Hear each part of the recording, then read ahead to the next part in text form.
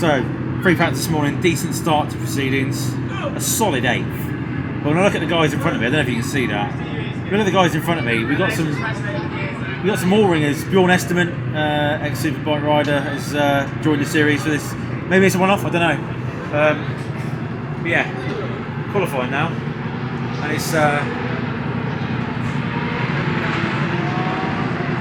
it's looking great.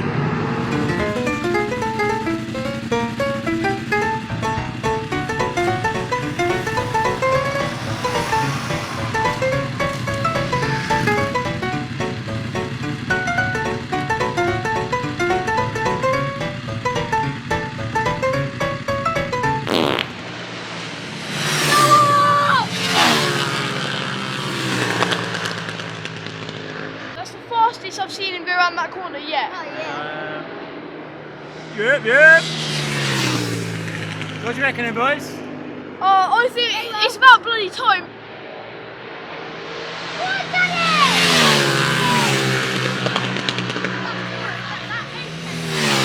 It's apex from there.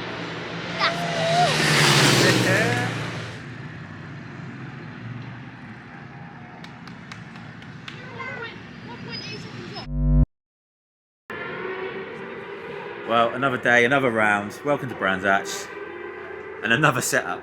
Big thanks to Super Soccer. I think every round we've had another awning or different setup. But yeah, here at Brands, it's Saturday. It's heat race day. I had quite a good day yesterday. I'm not gonna lie. I'm pretty happy. We were 8th in practice and 8th in qualifying. Considering that we've got a few more ringers in, Levi Day and Bjorn Esterman, both very well-renowned superbike racers, have joined the class and one-offs. My old mate Charlie King's here as well. So there's a full grid of 48, only 36 places on the grid, or maybe 40, I don't know. So it's going to be tight. But yes, I am extremely chuffed with 8th. I'm not far off it as well. I mean, a couple of tenths will put me inside the top 5. But yesterday it was just a lot of traffic, too much traffic in qualifying. It was no excuse. Everyone's the same, but I really run into trouble. So also we've got a bit of a gearing dilemma. They've opened up the rules. We're now allowed to run different sprockets rather than just a 44, 45, and we can now run a 46. Everyone seems to be running a 46, but there's no 46 in the paddock. I might have to go to a 43, but it looks like it's going to be wet today. Very good. Go home. It's dry at the moment, but it looks like it's going to be wet today. Yeah. Loads of people are going, what are you done? What were you eating for breakfast yesterday? I'm like, well, nothing. But Brands GP is such a good circuit. It's a proper circuit. There's no stupid tight corners, no stupid shit chicanes. It's a proper circuit, and that allows me to run the corner speed I want, and I don't lose out on the tight corners, the tight corner drive coming out of the corner to the whippet. So, yeah, like I said, I'm right in the mix. I'm only, I say only, it's a whopping 2 seconds off to Cooper, but within a second of like 3rd, 4th and 5th and all the way down. So I start 4th in the heat race today, heat race 2 today. And looking forward to it, really looking forward to it. So even though it's probably going to rain. Check out Pyramid on the internet and see what they have to offer for your bike. As well as big name brands, there's a host of their own quality UK made parts ready to make your bike better. I guess the other big news this weekend is BSB's announcement. So there's going to be no Junior Superstock or Junior Supersport. Junior Superstock is going to be replaced by essentially Super Twins. The Hornets, the Suzukis, the Kawasaki's, Aprilia R660s, R7s. I was chatting to someone in the bar last night. He reckons they got a R7 making 110 horsepower, but apparently there's going to be a 95 brake horsepower limit to keep things fair. And also, so the Junior Super Sport is going to be replaced by the ZX4 RR Cup. Big news. And the other big thing is the BMWs are now introducing a minimum rider bike weight. So just to try and make things a bit more even. So there's lots going on this weekend. But yeah, I'm very much looking forward to this weekend. It's going to be good. Well, we were wondering if it was going to be wet, and it certainly was a wetty. Wait for the red flag man to disappear. Wait for the lights to come on. And we are go.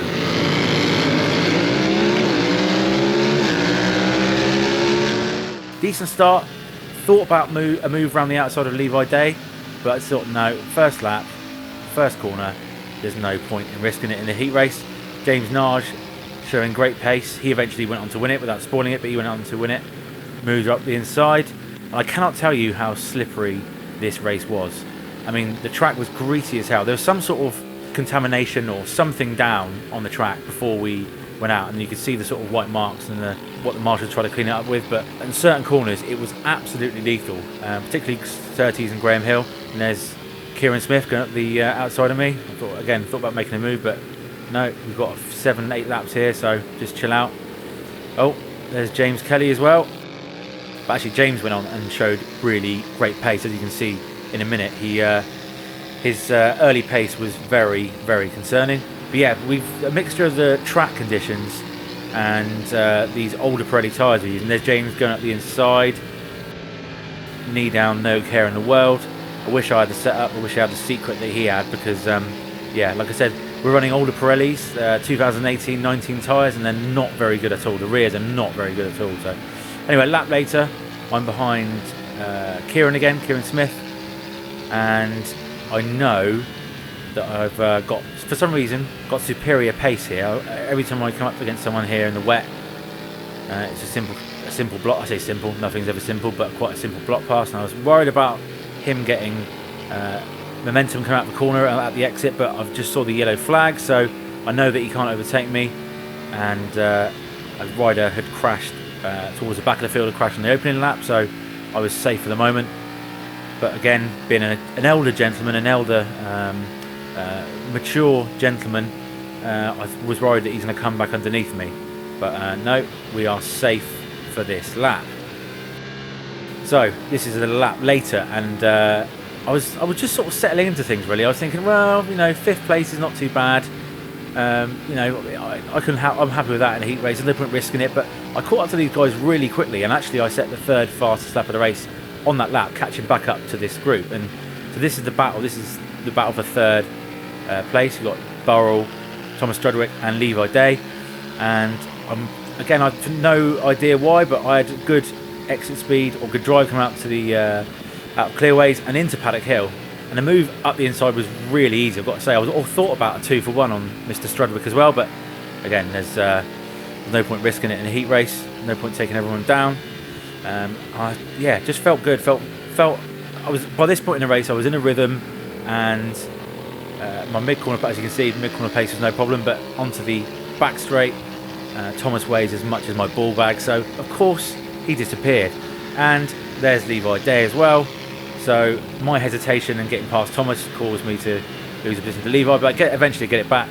Like I said, my corner entry pace is never in doubt, and I had a good feeling with the bike. The bike felt really, really good, but again, obviously not here. Levi Day, very experienced rider, very quick rider up the inside, and yeah, we didn't have an answer for that at all. But I knew, like I said, I set the 3rd fastest lap of the race, and I knew we had the pace, but being fast is one thing, but battling in a pack is another.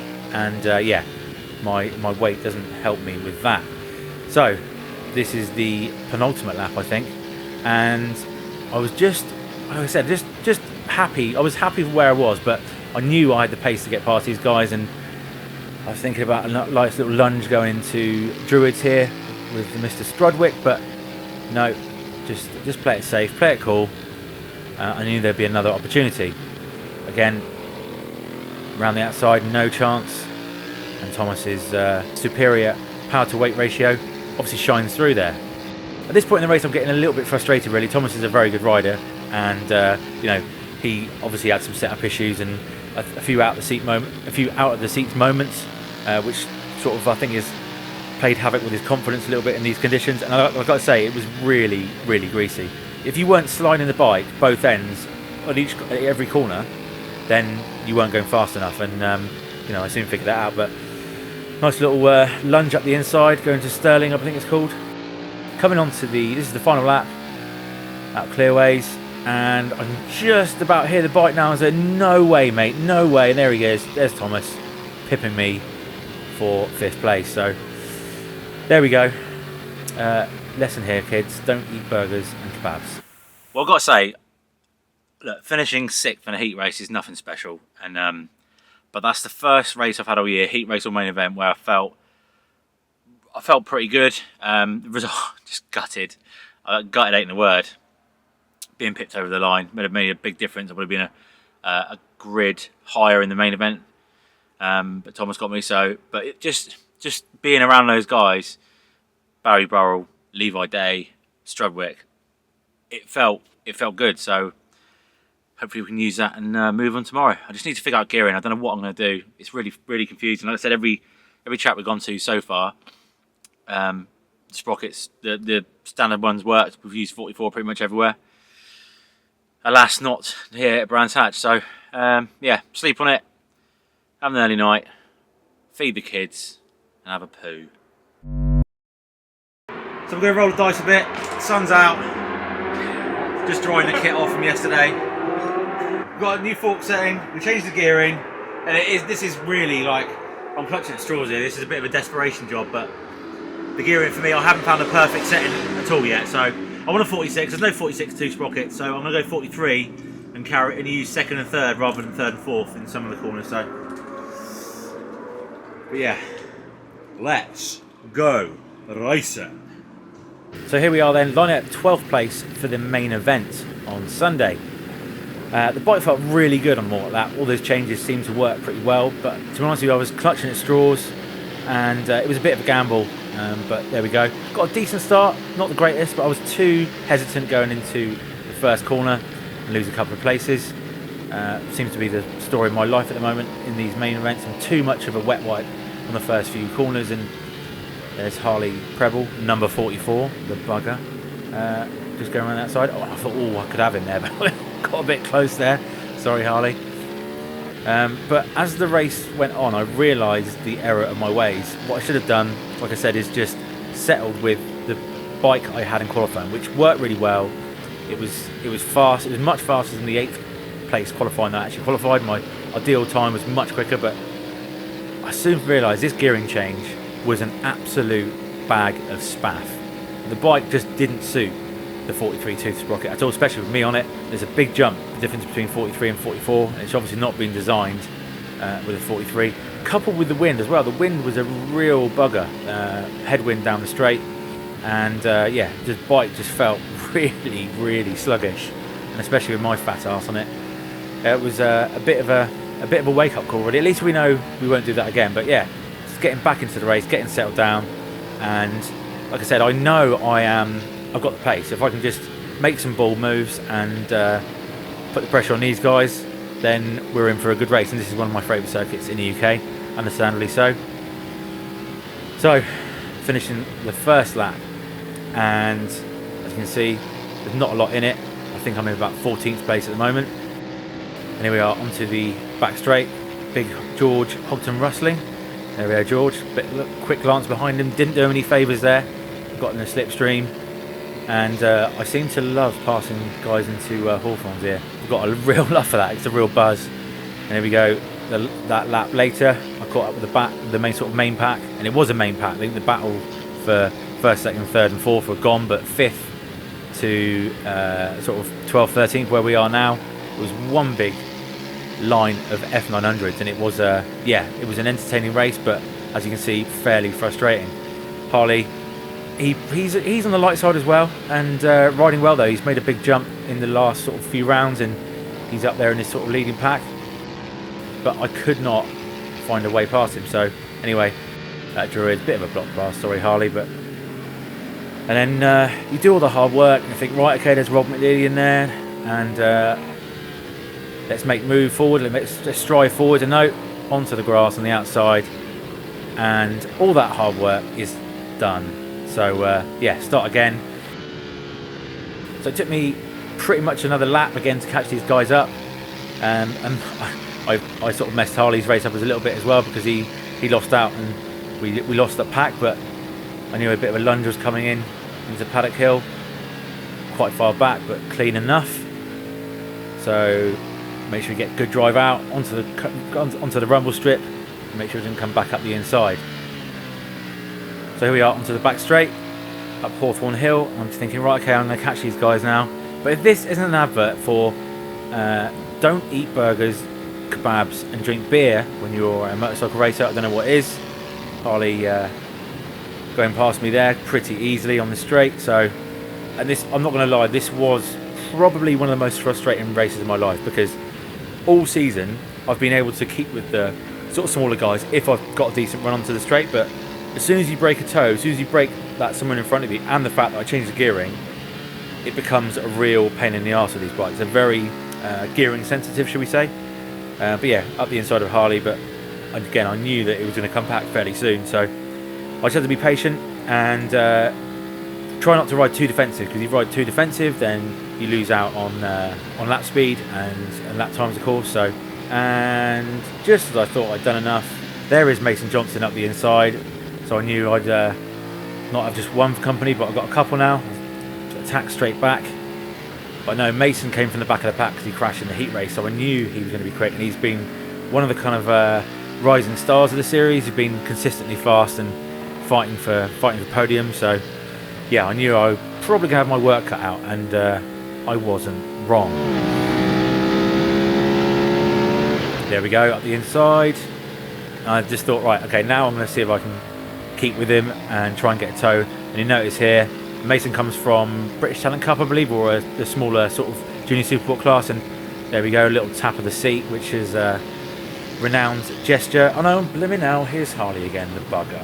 I thought about going straight back up the inside, but that is not the place to take someone out there.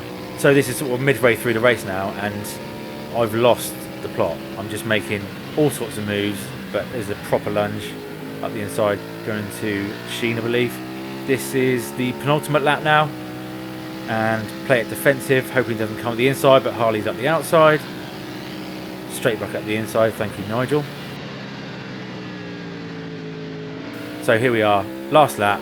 I honestly thought I was catching the group in front, so there you can see Rob McNeely, Mason, and you can just around the corner, you see those guys in front. And I actually wasn't that far off them at all, but all that work done in the middle of the race was just was in vain, really, because like I said, it was the most frustrating race of my life.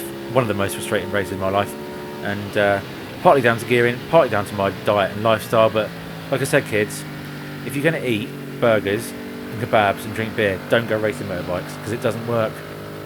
Anyway, thanks for watching. You've got Boothie at Thruxton for the next one, which I'm kind of gutted about, because it's my favourite race of the year. But yeah, good luck, Boothie. Love you.